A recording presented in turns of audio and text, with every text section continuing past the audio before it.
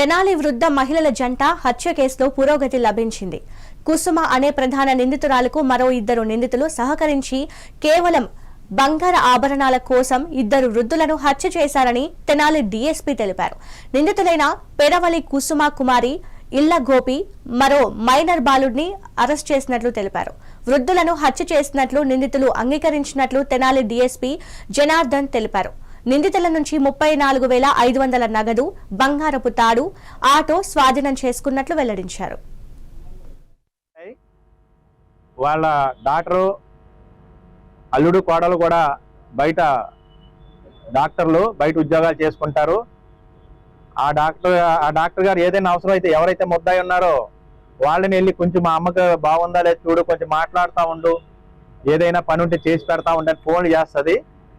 వీళ్ళు దాన్ని ఆపర్చునిటీగా తీసుకున్నారు. ఆవిడకి ఎవరూ లేరు, ఆవిడకి అనారోగ్యంగా 2 రోజులు బట్టి అనారోగ్యంగా ఉంది. చనిపోతే కూడా మామూలుగానే వయసు రీత్యా చనిపోయింది అనుకుంటారని చేయడం వల్ల వాళ్ళు మన కంప్లైంట్ ఇవ్వలేదు.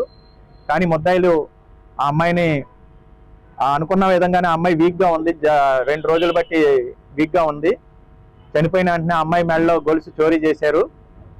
అది వాళ్ళు ఎవరికి అనుమానం రాకుండా వృద్ధులు చనిపోతే కామన్ గానే చనిపోతారు, ఏదో హార్ట్ అటాక్ తో చనిపోయారు అనే వస్తుందనే ఆలోచనతోని ఈ రెండో దొంగతనం కూడా వెళ్ళి మాకు పట్టుబడడం జరిగింది.